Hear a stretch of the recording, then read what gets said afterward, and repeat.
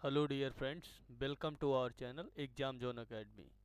आज हम लोग पढ़ेंगे एंशिएंट हिस्ट्री की फोर्थ क्लास। इससे पहले हम लोगों ने 3 क्लासें कंप्लीट कर ली हैं। आप लोगों ने नहीं देखी तो उनको पहले देखिए और उसके बाद में इस क्लास को स्टार्ट करिए। ठीक है, स्टार्ट करता हूँ। आज 76 से 25 क्वेश्चन होंगे, 76 से लेकर के 100 तक होंगे। ठीक है, पहला क्वेश्चन है, देवनामप्रिय के नाम से कौन विख्यात था? देवनामप्रिय के नाम से कौन विख्यात था? चंद्रगुप्त मौर्य, समुद्रगुप्त की अशोक की हर्षवर्धन? तो देवनामप्रिय के नाम से कौन विख्यात था? वो था आपका अशोक था। अशोक को देवनाम प्रिय और प्रियदर्शी के नाम से भी जानते हैं। क्या जानते हैं? देवनामप्रिय के नाम से अशोक को जानते हैं, अशोक को जानते हैं। तो ऑप्शन नंबर क्या हो जाएगा इसका? थर्ड इसका राइट आंसर हो जाएगा। उसके बाद में अगला क्वेश्चन से कलिंग युद्ध के बाद निम्न में से किसने महाराजा अशोक के रूपांतरण को दर्ज किया था? रॉक एडिक्ट द्वितीय ने, रॉक एडिक्ट चतुर्थ ने, और रॉक एडिक्ट सिक्स ने, और रॉक एडिक्ट जो थे और इनका 13वां जो शिलालेख था। तो इसमें कहा गया है कलिंग युद्ध। कलिंग युद्ध के बारे में, कलिंग युद्ध के बारे में किस में कहा गया? रॉक एडिक्ट मतलब होता है अभिलेख, तो किस में कहा गया है? तो इसमें रूपांतरण किया गया है। तो 13वां जो रॉक एडिक्ट जो 13वां शिलालेख था, 13वें शिलालेख में क्या हुआ? 13वें शिलालेख में कलिंग युद्ध का वर्णन मिलता है। और कलिंग युद्ध कब हुआ था? 261 ईसा पूर्व में हुआ था। कब हुआ था? 261 ईसा पूर्व में कलिंग युद्ध होता है। कलिंग युद्ध 261 ईसा पूर्व में होता। 13वें शिलालेख से कलिंग युद्ध के बारे में जानकारी मिलती है। उसके बाद में अगला क्वेश्चन से उसके बाद में अगला क्वेश्चन से किस शिलालेख में अशोक ने कलिंग युद्ध का उल्लेख किया और युद्ध त्याग की घोषणा की थी? मास्की का शिलालेख, अशोक का 13वां शिलालेख, अशोक का 11वां शिलालेख, अशोक का 9वां शिलालेख? तो इसमें अशोक का जो 13वां शिलालेख था, अशोक का 13वां शिलालेख था, उसमें कलिंग युद्ध का उल्लेख मिलता है और उसमें कलिंग युद्ध का उल्लेख मिलता है और युद्ध त्याग की घोषणा की थी। तो ऑप्शन नंबर इसका क्या हो जाएगा? सेकंड जो हो जाएगा इसका राइट आंसर हो जाएगा। उसके बाद अगला क्वेश्चन से चंद्रगुप्त मौर्य के दरबार में भेजा गया यूनानी राजदूत कौन था? चंद्रगुप्त मौर्य के दरबार में यूनानी राजदूत कौन था? कौटिल्य थे, सेल्यूकस निकेटर थे, मेगास्थनीज थे कि जस्टिन थे? तो कौन आया था? वो आया था मेगास्थनीज जो आया था। मेगास्थनीज जो आया था वो चंद्रगुप्त मौर्य के दरबार में आया था। चंद्रगुप्त मौर्य के दरबार में आया था। और ये कब से? और इसने इंडिका की भी रचना की थी। किसकी? इंडिका की भी रचना की थी। चंद्रगुप्त मौर्य ने इंडिका नामक, सॉरी, चंद्रगुप्त नहीं, मेगास्थनीज ने इंडिका की रचना की थी। उसके बाद में अगला क्वेश्चन है, इंडिका किसने लिखा था? इंडिका किसने लिखा था? सिकंदर ने लिखा था, मेगास्थनीज ने, स्ट्रोबो ने, सीयूकी ने लिखा था? तो इंडिका की पुस्तक जो इंडिका थी उसे किसने लिखा था? मेगास्थनीज ने लिखा था। ऑप्शन नंबर सेकंड क्या हो जाएगा इसका? राइट आंसर हो जाएगा। ऑप्शन नंबर सेकंड इसका राइट आंसर हो जाएगा। उसके बाद में अगला क्वेश्चन है,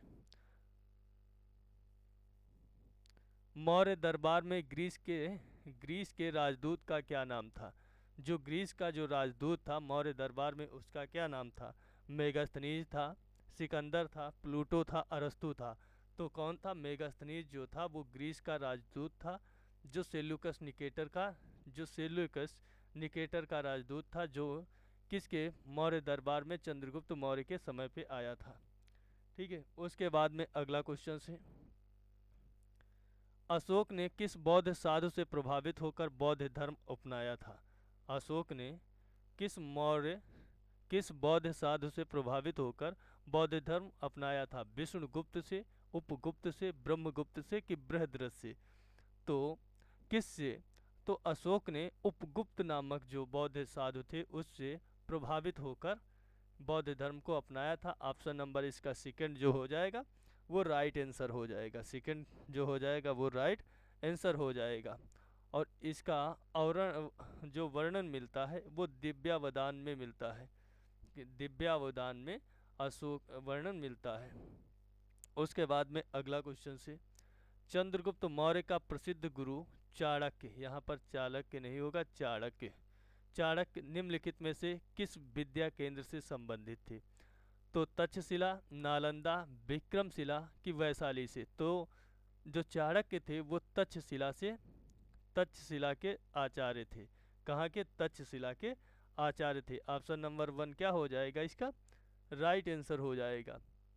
चाणक्य का अन्य नाम क्या था? चाणक्य का अन्य नाम विष्णुगुप्त था, चाणक्य था और कौटिल्य, इन्हें 3 नामों से जाना जाता था।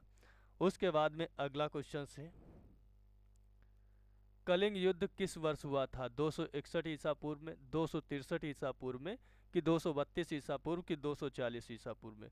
तो कलिंग युद्ध जो हुआ था 261 ईसा पूर्व में हुआ था। कब हुआ था? 261 ईसा पूर्व में। और अशोक के 13वें शिलालेख के से इसके बारे में जानकारी प्राप्त होती है। उसके बाद में अगला क्वेश्चन से, अशोक पर कलिंग युद्ध का प्रभाव कहाँ दिखाई देता है? स्तंभों पर उत्कीर्ण राज्य आदेश में, अशोक का 13वां शिलालेख, खुदाई में, इनमें से कोई नहीं? तो ऑप्शन नंबर सेकेंड, अशोक का जो 13वां शिलालेख है उसमें कलिंग युद्ध का प्रभाव दिखाई देता है। उसके बाद में अगला क्वेश्चन से, मौर्य काल के दौरान शिक्षा, मौर्य काल के दौरान शिक्षा का सबसे प्रसिद्ध केंद्र निम्न में से कौन सा था? उज्जैन था, तक्षशिला था, वल्लभी था, नालंदा था? तो मौर्य काल के समय में जो शिक्षा का जो सबसे प्रसिद्ध केंद्र था वो था तक्षशिला था। कौन था? तक्षशिला था। ऑप्शन नंबर जो इसका सेकंड हो जाएगा वो राइट आंसर हो जाएगा। उसके बाद में अगला क्वेश्चन से, अर्थशास्त्र के लेखक किसके समकालीन थे? अर्थशास्त्र के जो लेखक थे उनका क्या नाम था? चाणक्य थे।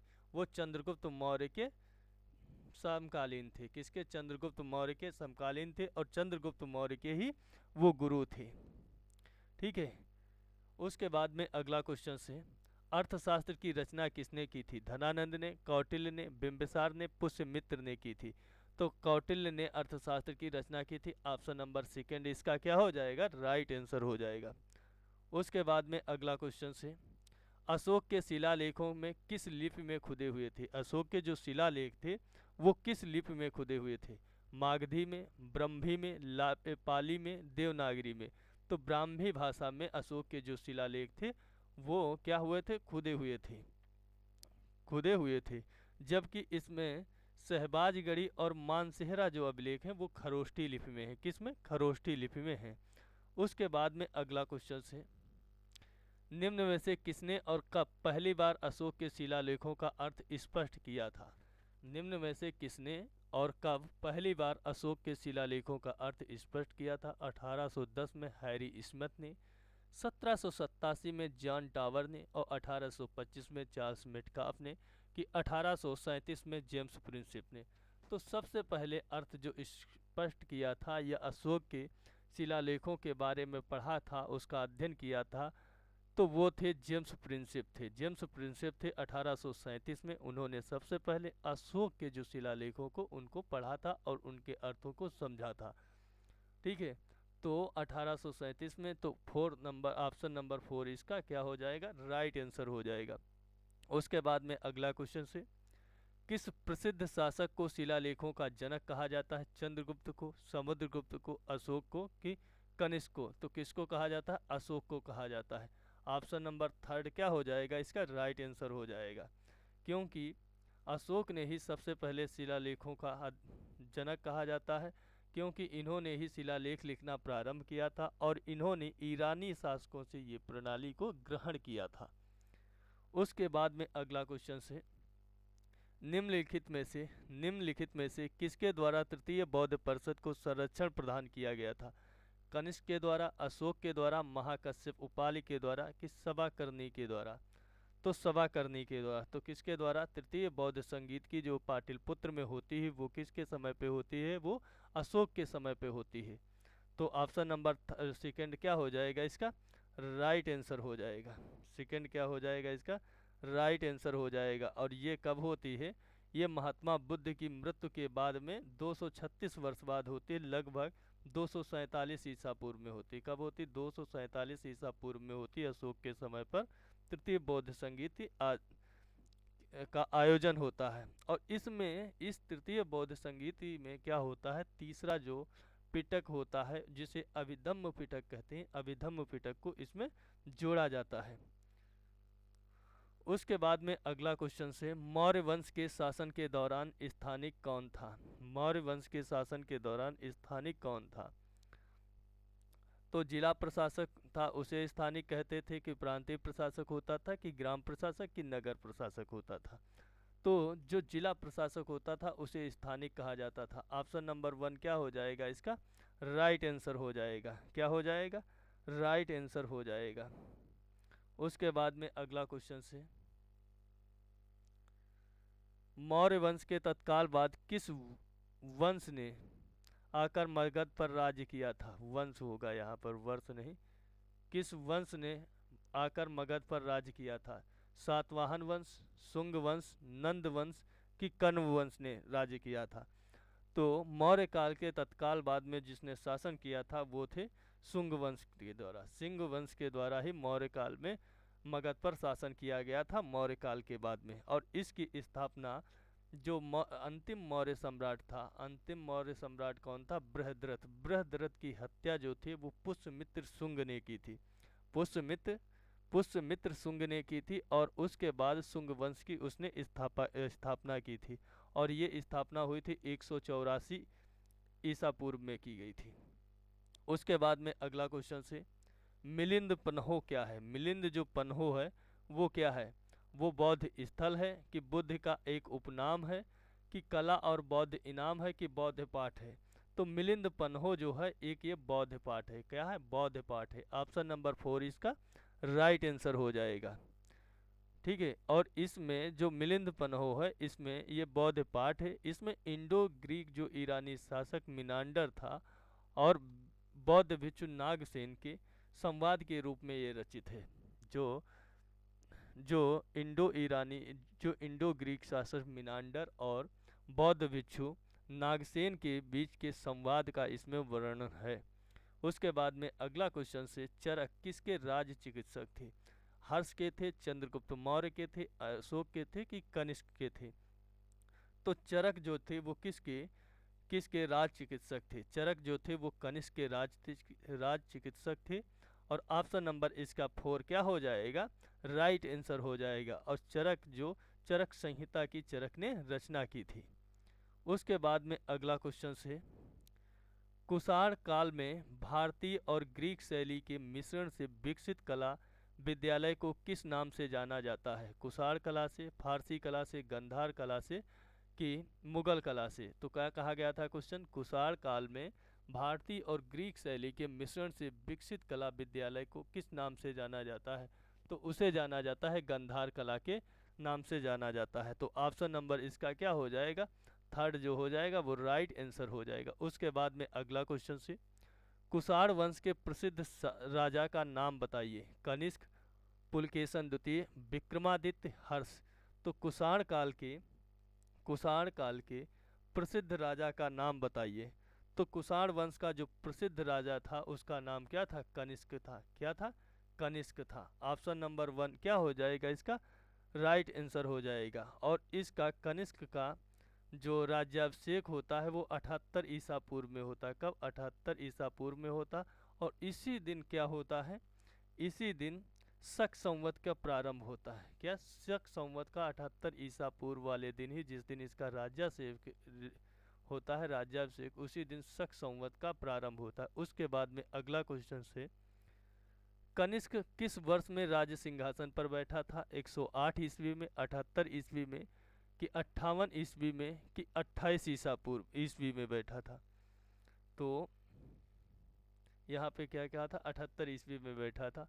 तो कब बैठा था? 78 ईस्वी में बैठा था। ऑप्शन नंबर सेकंड क्या हो जाएगा इसका? राइट आंसर हो जाएगा। और इसी दिन क्या होता है? शक संवत का प्रारंभ होता। उसके बाद में अगला क्वेश्चन से, शक संवत किसने और कब प्रारंभ किया था? कडफिसेस ने 78 ईसा पूर्व में, रुद्रदामन प्रथम ने 78 ईस्वी में, कि विक्रमादित्य ने 78 ईसा पूर्व में, कि कनिष्क ने 78 ईस्वी में? तो कनिष्क ने प्रारंभ की थी। ऑप्शन नंबर 4 क्या हो जाएगा इसका? राइट आंसर हो जाएगा। कनिष्क ने 78 ईस्वी में शक संवत को प्रारंभ किया था।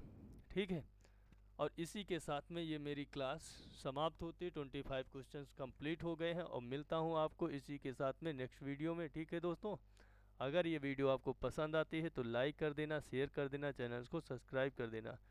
जय हिंद दोस्तों।